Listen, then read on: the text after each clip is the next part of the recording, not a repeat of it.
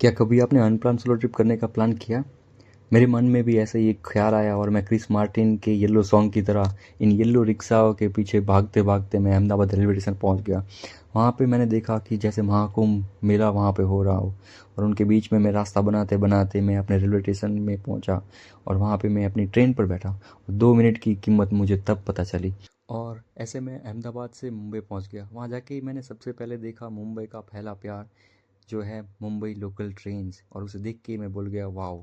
वहाँ से मैं बांद्रा स्टेशन पर पहुँचा और जैसे ही मैं स्टेशन पर पहुँचा और मैं खुश था, पर मैं बाहर निकल के देखा लोग जिस कंडीशन में रह रहे हैं तो मुझे थोड़ी दुखी हुई। पर फिर मुझे याद आया कि मुंबई तो सपनों की नगरी है। यहाँ पे भारत से हर एक जगह से लोग आते हैं, यहाँ पर रहते हैं अपने ड्रीम को चेज़ करने के लिए। वो स्ट्रगल करते हैं और अपने ड्रीम को कभी नहीं छोड़ते, और यही बातें तो मुझे मोटिवेट करती है कि मुझे अपने लाइफ में कभी हारना नहीं है, थकना नहीं है। हर एक फेज़ में जैसे मैं लाइफ को एक्सपीरियंस कर पाऊँ वो सब एक्सपीरियंस करना है। मैंने यहाँ पे एक्सपीरियंस किया इनइक्वालिटी को। एक साइड मुझे मतलब ऊंची ऊंची बिल्डिंग दिख रही थी तो दूसरी तरफ एक झुग्गी दिख रही थी। यही दिखाता है कि इंडिया में कितनी शार्प इनइक्वालिटी है। पर जब तक आप इसको रियल आंखों से देखोगे नहीं, अपने खुद की नज़रों से देखोगे नहीं, तब तक आपको उसका पता या मायना कैसे पता चलेगा। आप जब गरीबी में रहोगे तभी आपको पता चलेगा कि लोग कैसे सर्वाइव करते हैं, फिर भी लोग कितने खुश रहते हैं अपने आप में, लोग अपने ड्रीम को कैसे चेस करते हैं। So hello and welcome to my blog. Good morning. So अभी हम मुंबई पहुंच चुके हैं। तो अभी मैं छत्रपति शिवाजी टर्मिनल से जस्ट बाहर ही निकला हूँ और आपको मैं जो दिखाने वाला हूँ रियली अमेजिंग यूरोपियन आर्किटेक्चर आप देखने वाले हो। सो अब मैं आपको वो दिखाऊँगा यूरोपियन आर्किटेक्चर।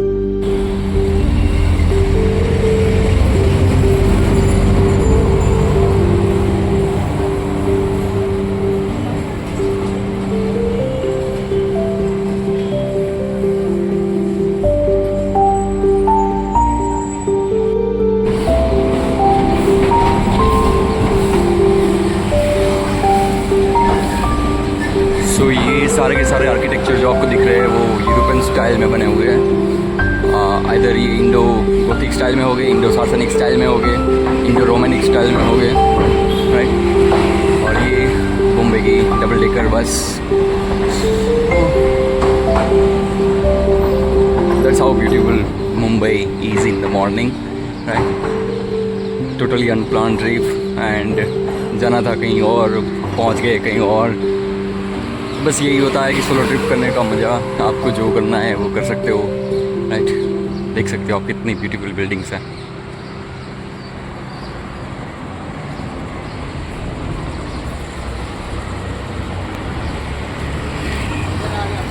राइट। अभी आपको लग रहा होगा शायद आप फॉरेन में ही आ गए, कोई फॉरेन टेरिटरी में आ गए, राइट। मुझे भी ऐसा ही फील हो रहा है, बहुत ही अमेजिंग है। और मुंबई की अर्बन डेवलपमेंट हिस्ट्री में सबसे जो इम्पोर्टेंट फेज़ रखते हैं वो है 19th सेंचुरी और 20th सेंचुरी। 19th सेंचुरी में ईस्ट साइड में ओवल मैदान बनाया गया और विक्टोरियन गोथिक स्टाइल की आर्किटेक्चर बनाया गया। Same to same marine drive जो वेस्ट साइड में आता है वहाँ पे बनाए गए आर्ट डेको स्टाइल की बिल्डिंग्स, और जो मुंबई को ब्यूटिफिकेशन देने में, मुंबई को एक नई शान देने में बहुत ही मायने रखती है। जैसे कि आप देख पा रहे हो इसमें इंडियन इन्फ्लुएंस भी दिख पा रहा है। आर्ट डेको और विक्टोरियन गोथिक स्टाइल तो है ही, पर साथ में इसमें इंडियन इन्फ्लुएंस का भी टच दिया गया है जिसकी वजह से इसको एक नया रूप दे सके और नई एक स्टाइल बनाए जा सके। Hi, so this is the city center of the Mumbai. It is also known as the Flora Fountain. So it was initially constructed in 1869 with approximately cost of the 47,000 rupees, right? So as you can see, it is a 3-story structure, and on the top of it we can see Flora, a goddess Flora, right? So she is the Roman goddess, right? So initially it was known as the Ferrari Fountain, but later it got a name of the Flora Fountain, and it is made of Portland stone, right? So this is a really amazing Flora Fountain of the Mumbai. Hi. So sometime ऐसा लगता है कि यार European कितने यार बहुत अच्छे builder थे, मतलब ऐसी मतलब बिल्डिंग बनाई है जो आज मतलब सोच भी नहीं सकते, ठीक है। मतलब क्या ही अमेजिंग मतलब बिल्डिंग्स हैं। आप बिल्डिंग देख कर ही खुश हो जाओगे, वाह, ठीक है। मैं आपको आगे भी दिखाऊंगा। ये देखते हो, कुछ है मेरे पीछे, मैं आपको दिखाता रहूँगा, ठीक है। मतलब अच्छी अच्छी बिल्डिंग्स दिखाता रहूँगा, बहुत ही अच्छी बिल्डिंग्स है। वाह, मैं वैसे मेरा प्लान नहीं था, मुझे अभी नासिक पहुंचना था राइट, पर अभी मैं बॉम्बे में घूम रहा हूँ, पता नहीं क्या ही कर रहा हूँ मैं। तो यही है, होता है, मज़ा आता है, पर बहुत अच्छी वाइब्स आ रही है। वैसे ये जर्नी का स्टार्टिंग भी बहुत क्रेज़ी हुआ था, पता नहीं था, मतलब ट्रेन मिल रही नहीं थी कुछ, एंड टाइम में सब एंड टाइम में हुआ, टिकट बुकिंग एंड टाइम में हुई। ये आप देख सकते हो बिल्डिंग, देखो बिल्डिंग्स, मुझे तो ऐसा लग रहा है कि जैसे मैं इंग्लैंड में पहुंच गया। वो देखो, ये बिल्डिंग्स पीछे वाली देखो। भाई सो अब जो मैं आपको दिखाने वाला हूँ उसको देख के आप भी दंग रह जाओगे। तो अब मैं दिखाने वाला हूँ आपको the Victorian art deco and ensemble of the Mumbai, जिसको वर्ल्ड हेरिटेज साइट में यूनेस्को ने डिक्लेयर किया है 2018 में, राइट। हमने बहुत, मतलब नितिन सिंघानिया के जब बुक पढ़ते थे तब तो हमने इसके बारे में जिक्र सुना हुआ था, पर अब जब रियल में आप देखते हो तो मतलब आप दंग रह जाते हो कि मतलब कितना यूरोपियन आर्किटेक्चर है, राइट, कितना मस्त और कितना डिटेलिंग किया है, राइट। ये इंडो गोथिक स्टाइल में बना हुआ है, जैसे कि आप देख सकते हो। इसकी जो टॉप जो है, मतलब राइट, जो पीक है जिस स्ट्रक्चर में बना है वो इंडो गोथिक स्टाइल में बना हुआ है। सो अभी ये यूनिवर्सिटी ऑफ मुंबई का कैंपस है, राइट, बहुत ही अमेजिंग है। यहाँ पे आप देख पाओगे, और भी है, मैं आपको दिखाऊंगा।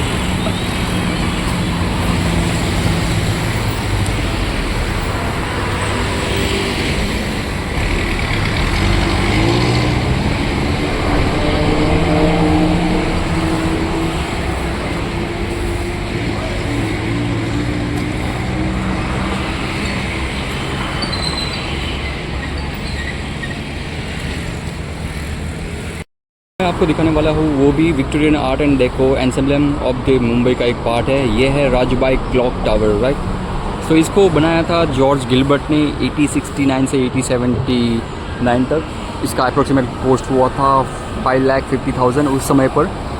सो इसको बनाया था प्रेमचंद रॉयचंद जैन ने, राइट। वो उन्होंने अपनी मम्मी के लिए बनाया था। जो इसका मेन रीज़न था वो बहुत ही मतलब फनी, मतलब कह सकते हैं, या मतलब एक माँ के प्रति प्रेम भी कह सकते हैं, राइट। तो इसका मेन रीज़न बनाने का था कि उनकी जो माता थी वो ब्लाइंड थी और वो जैन की स्टॉन्च फॉलोवर थी, तो उनको इवनिंग से पहले कुछ भी करके खाना चाहिए होता था, राइट, खाना होता था। तो किसी की हेल्प लिए बिना वो खाना खा सके, इसके लिए राजबाई क्लॉक टावर बनाया गया था। तो इसका मेन रीज़न था कि जैसे इवनिंग होते ये बेल बजता तो उनकी माता जी को मतलब बिना किसी की हेल्प किए बिना डिनर ले सकती थी। सो इसका ये मेन रीज़न था।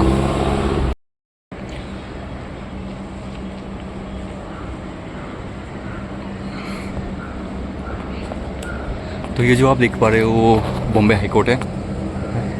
कैसा कंस्ट्रक्शन बनाया गया है वो देखिए।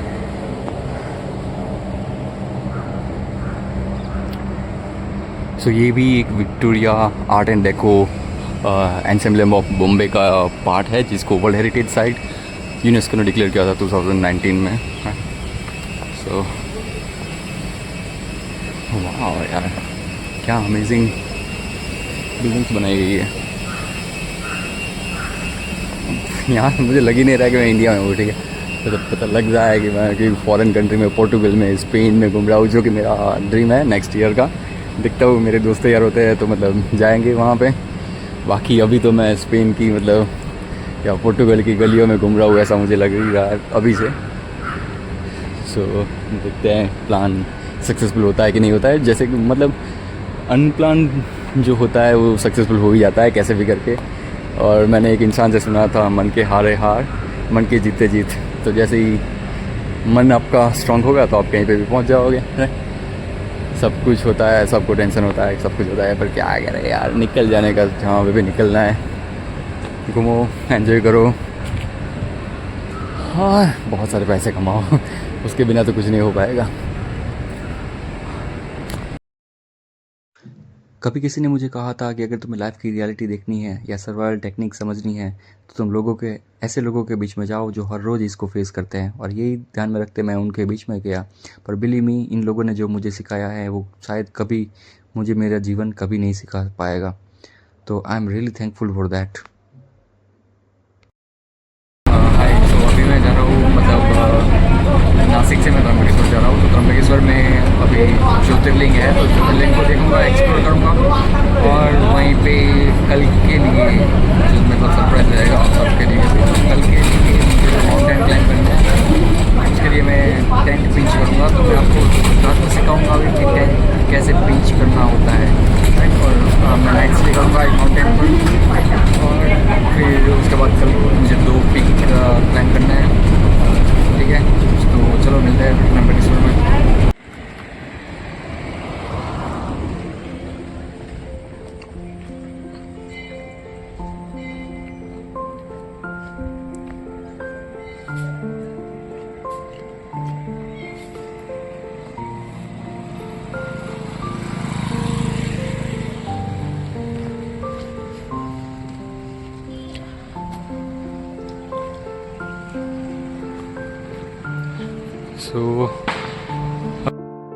हाँ, तो अभी मैं पहुंच चुका हूँ ये त्र्यंबकेश्वर मंदिर पर।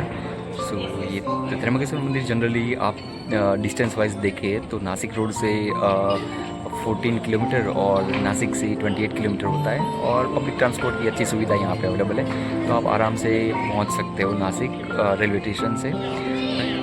अगर हम ये टेंपल की बारे में देखें तो ये टेंपल 3 हिल से घिरा हुआ है, उसमें से है ब्रह्मगिरी, नीलगिरी एंड कालीगिरी, राइट। ये जो अभी का जो टेंपल अवेलेबल है वो बाजीराव पेशवा ने बनाया था, जब औरंगजेब ने इसको अटैक करके इसका खंडन कर दिया था, राइट। अब इस टेंपल की हम सिग्निफिकेंस के बारे में बात करें तो ये टेंपल पूरा का पूरा ब्लैक पत्थर से बना हुआ है, और यहाँ पे 3 लिंग अवेलेबल है जो सिग्निफाई करता है ब्रह्मा, विष्णु और शिवा को।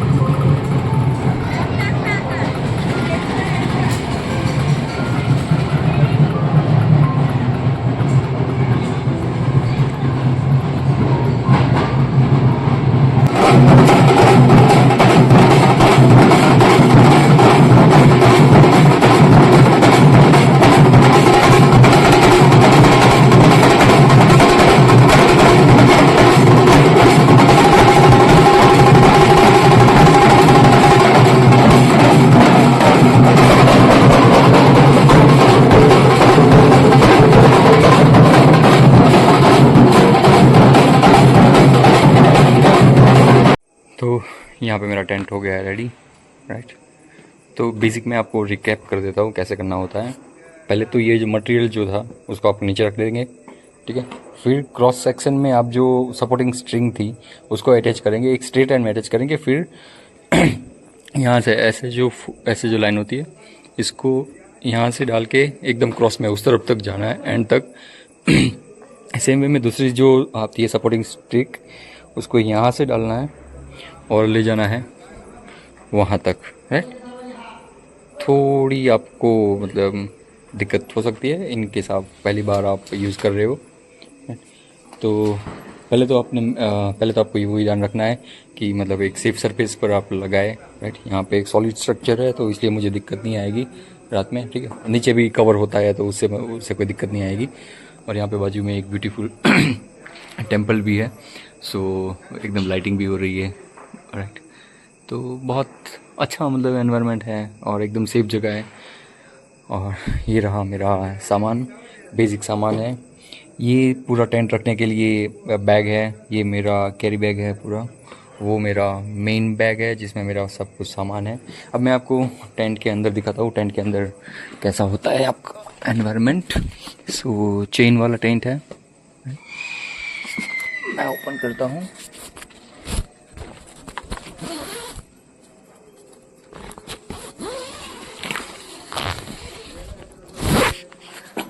यहाँ पे मच्छर से बचने के लिए मच्छरदानी भी है, बट ये पहला कवर जो था उसको मैंने निकाल दिया, अब दूसरा कवर मैं निकाल रहा हूँ।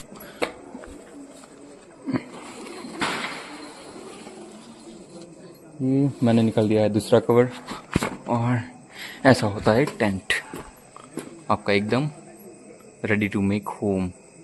यहाँ पे आप अपना सामान भी रख सकते हो, आप सेफ भी रह सकते हो, राइट।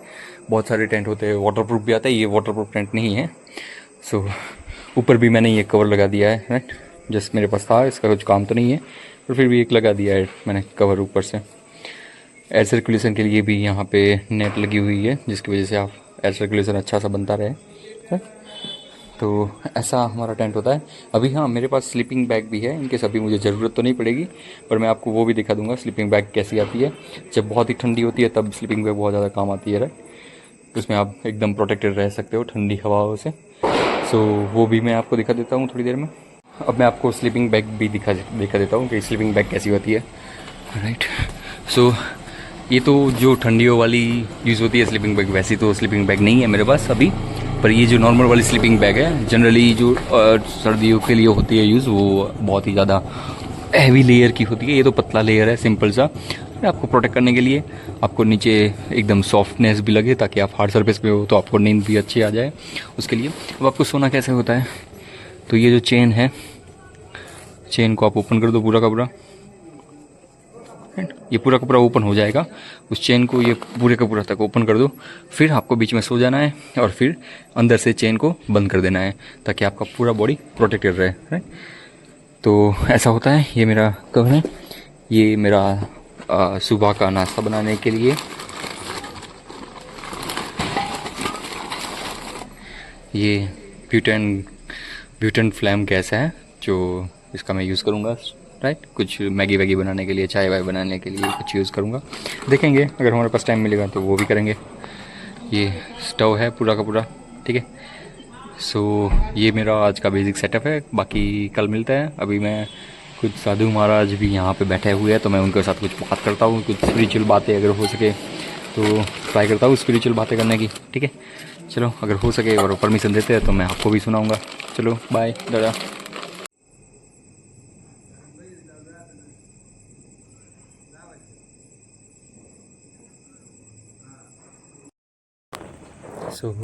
सोने के लिए रेडी हो गए हैं, 7 बज गए।